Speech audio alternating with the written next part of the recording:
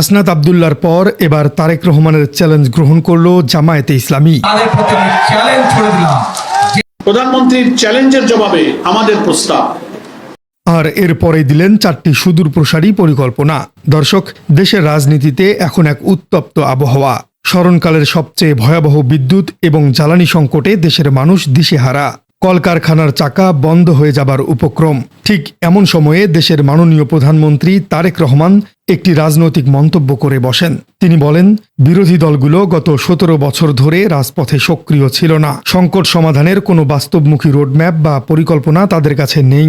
প্রধানমন্ত্রীর এই বক্তব্য বিরোধী দলগুলোর জন্য ছিল একটি বড় চ্যালেঞ্জ। প্রধানমন্ত্রী তারেক রহমান সরাসরি বিরোধী দলকে চ্যালেঞ্জ করে বসেন এবং তিনি 6 মাসের মধ্যে একটি সুদূরপ্রসারী জ্বালানি সংকট সমাধানের প্ল্যান চান।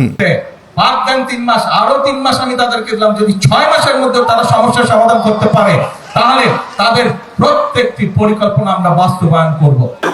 আমরা বলছি পরিকল্পনা 21শে মে থেকেই সরকারের কাছে জমা আছে। আপনি বলে সবাই ভেবেছিল বিরোধীরা হয়তো এই চ্যালেঞ্জের মুখে চুপ হয়ে যাবে, কিন্তু রাজনীতির মাঠে ঘটল সম্পূর্ণ উল্টো এক ঘটনা। প্রধানমন্ত্রীর এই চ্যালেঞ্জ সরাসরি প্রথমে লুফে নেন হাসনাত আব্দুল্লাহ এবং এরপরেই চমক দেখান জামায়াতে ইসলামী। 16 আগস্ট সন্ধ্যায় মগবাজারে দলের কেন্দ্রীয় কার্যালয়ে একটি জরুরি সংবাদ সম্মেলন ডাকেন তারা। সেখানে দলের সেক্রেটারি জেনারেল মিয়া গোলাম পারওয়ার অত্যন্ত স্পষ্ট ভাষায় একটি ঘোষণা দেন। তিনি জানান, জামায়াতে ইসলামী কেবল সরকারের সমালোচনা করতে চায় না, এই জাতীয় সংকটে তারা সরকারকে কার্যকর সহযোগিতা করতে প্রস্তুত। আর এই কথা বলেই তারা সরকারের সামনে তুলে ধরেন 4 দফার এক সুদূর প্রসারী মাস্টার প্ল্যান। আমরা বলছি বিরোধী দলের 10 দফা এবং সংসদীয় বিশেষ কমিটির 12 দফাকে সামনে রেখে আজ থেকেই একটি যৌথ বাস্তবায়ন কাঠামো তৈরি করুন। সরকার, বিরোধী দল, পেট্রোবাংলা, বাপেক্স, বিপিডিপি, প্রকৌশলী, ব্যবসায়ী ও স্বাধীন জ্বালানি বিশেষজ্ঞদের নিয়ে নিয়মিত পর্যালোচনার ব্যবস্থা করুন এবং আজ থেকে 90 দিন। দর্শক, পরিকল্পনার কথায় আসার আগে জামাত একটি রাজনৈতিক বিষয়ে অত্যন্ত কড়া জবাব দিয়েছে। প্রধানমন্ত্রী যখন বলেন যে বিরোধীরা 17 বছর মাঠে ছিল না, তখন মিয়া গোলাম পারওয়ার এর তীব্র প্রতিবাদ জানান। তিনি বলেন, বিগত স্বৈরাচারী সরকারের আমলে জামাতের শত শত নেতাকর্মী রাজপথে রক্ত ঝরিয়েছে। হাজার হাজার নেতাকর্মী দিনের পর দিন জেল খেটেছে। দলের শীর্ষ নেতাদের শেষ করে দেয়া হয়েছে। তিনি আরও বলেন, বর্তমান সরকারের অনেক নেতাই হয়তো সে সময় ঘরে বসেই টেলিভিশনে আন্দোলনের দৃশ্য দেখেছেন। এমন কোনো কাজ করবে না যেই কথা বললে বিশৃঙ্খলা তৈরি হয় রাজপথে, কারণ স্বৈরাচার বসে আছে। বাংলাদেশ জাতীয়তাবাদী দলের প্রত্যেকটি নেতাকর্মী যুদ্ধ করে টিকে ছিল, এই রাজপথেই তারা টিকে ছিল। আর কোন রাজনীতির অন্য যারা ছিল তারা আমাদের সাথে ছিল। যারা আজকে বড় বড় গলা উঁচু করে কথা বলছে, যারা আজকে বড় বড় গলা দিয়ে বিশৃঙ্খল কথা বলছে, বিভ্রান্তিকর কথা বলছে, 17 বছর মানুষ আপনাদেরকে রাজপথে দেখতে পায় না। বিব্রত করার জন্য নয়, দেশের মানুষের পক্ষে। আর দেশের স্বার্থে সরকার যদি কোনো কার্যকর, স্বচ্ছ ও বৈজ্ঞানিক উদ্যোগ নেয়, দায়িত্বশীল বিরোধী দল হিসেবে আমরা সরকারের সব সেই। দর্শক, এবার আসা যাক জামায়াতের প্রথম পরিকল্পনায়। দেশের জ্বালানি খাতের সবচেয়ে বড় সমস্যা হল ফাইলের দীর্ঘসূত্রিতা বা আমলাতান্ত্রিক জটিলতা। একটি কাজ করতে গেলে দিনের পর দিন ফাইল আটকে থাকে। জামাত এই অচলাবস্থা কাটাতে একটি ন্যাশনাল ইমার্জেন্সি এনার্জি সেল গঠনের প্রস্তাব দিয়েছে। তারা বলছে, এই সেলে কেবল সরকারি আমলারা থাকবেন না, এখানে দেশের শীর্ষস্থানীয় জ্বালানি বিশেষজ্ঞ, প্রকৌশলী এবং সৎ ব্যবসায়ীদের রাখতে হবে। বিরোধী দলের সদস্যদেরকেও এর সাথে যুক্ত করতে হবে। জামাত আরও দাবি করেছে যে পেট্রোবাংলা এবং বাপেক্সকে তাদের স্বাধীনতা দিতে হবে। একটি নির্দিষ্ট পরিমাণ টাকার মধ্যে কোনো গ্যাসকূপ খনন বা সংস্কার করতে গেলে তাদের যেন মন্ত্রণালয়ের দিকে তাকিয়ে থাকতে না হয়, তারা নিজেরাই যেন দ্রুত সিদ্ধান্ত নিতে পারে। এর ফলে কাজের গতি অনেক বাড়বে। জামায়াতের দ্বিতীয় প্রস্তাবটি হল দেশের সবচেয়ে বড় মেগা প্রকল্প রূপপুর পারমাণবিক বিদ্যুৎ কেন্দ্র নিয়ে। এই প্রকল্পের পেছনে জনগণের হাজার হাজার কোটি টাকা খরচ হয়েছে, কিন্তু এই প্রকল্প কবে থেকে পুরোপুরি চালু হবে তা নিয়ে সাধারণ মানুষের মনে অনেক ধোঁয়াশা তৈরি হয়েছে। জামাত দাবি করছে, সরকারকে স্পষ্টভাবে জানাতে হবে যে এই প্ল্যান্ট থেকে ঠিক কবে জাতীয় গ্রিডে বিদ্যুৎ সরবরাহ শুরু হবে।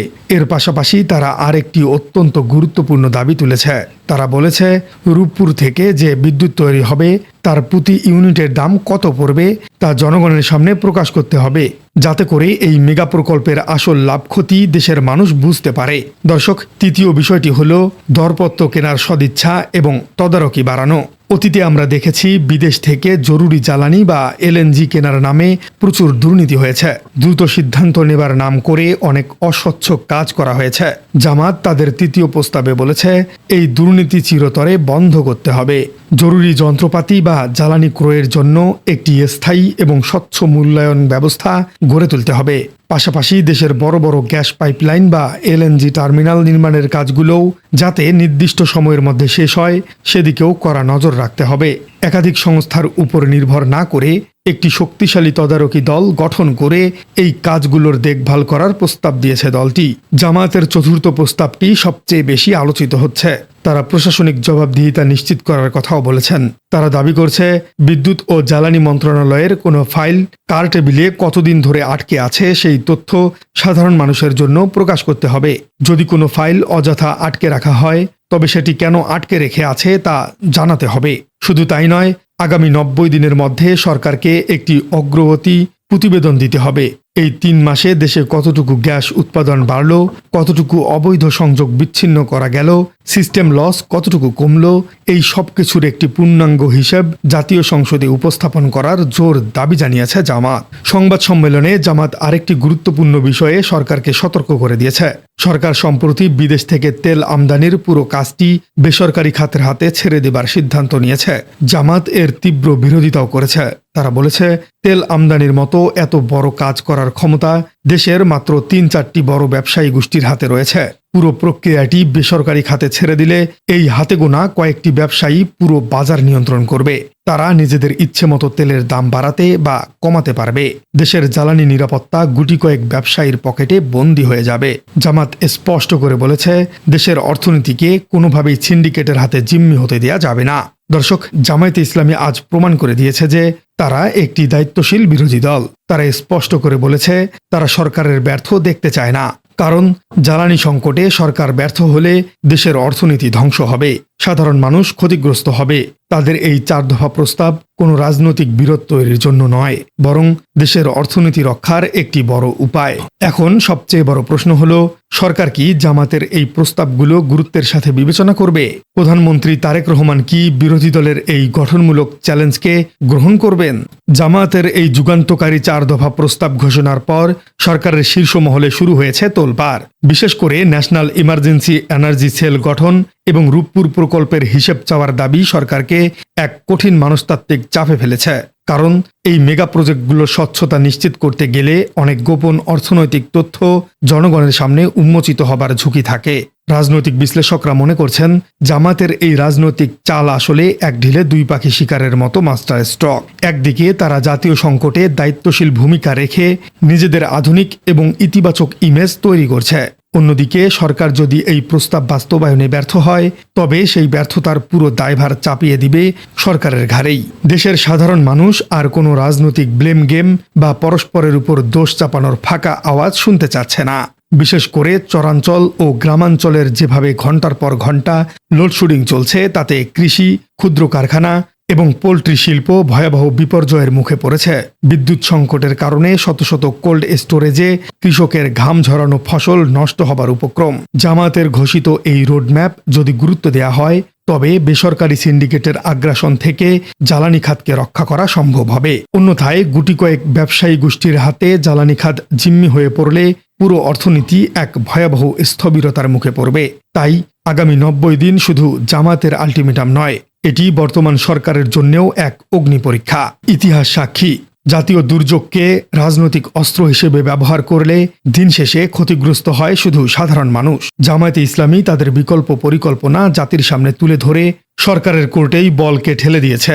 এখন দেখার বিষয় সরকার কি এই প্রস্তাবগুলোকে গঠনমূলকভাবে গ্রহণ করবে নাকি চিরাচরিত রাজনৈতিক অহংকারে দেশবাসীকে অন্ধকারে রাখবে। প্রিয় দর্শক, জামায়াতের এই 4 দফা পরিকল্পনা নিয়ে আপনার মতামত কি? বিএনপি সরকারের কি আসলেই উচিত এগুলো বাস্তবায়ন করা? কমেন্টে জানিয়ে দিন আপনার মূল্যবান মতামত। আর আমাদের চ্যানেলে নতুন হয়ে থাকলে চ্যানেলটি সাবস্ক্রাইব করে বেল আইকনটি বাজিয়ে দিন। দেখা হচ্ছে পরবর্তী কোনো ভিডিওতে।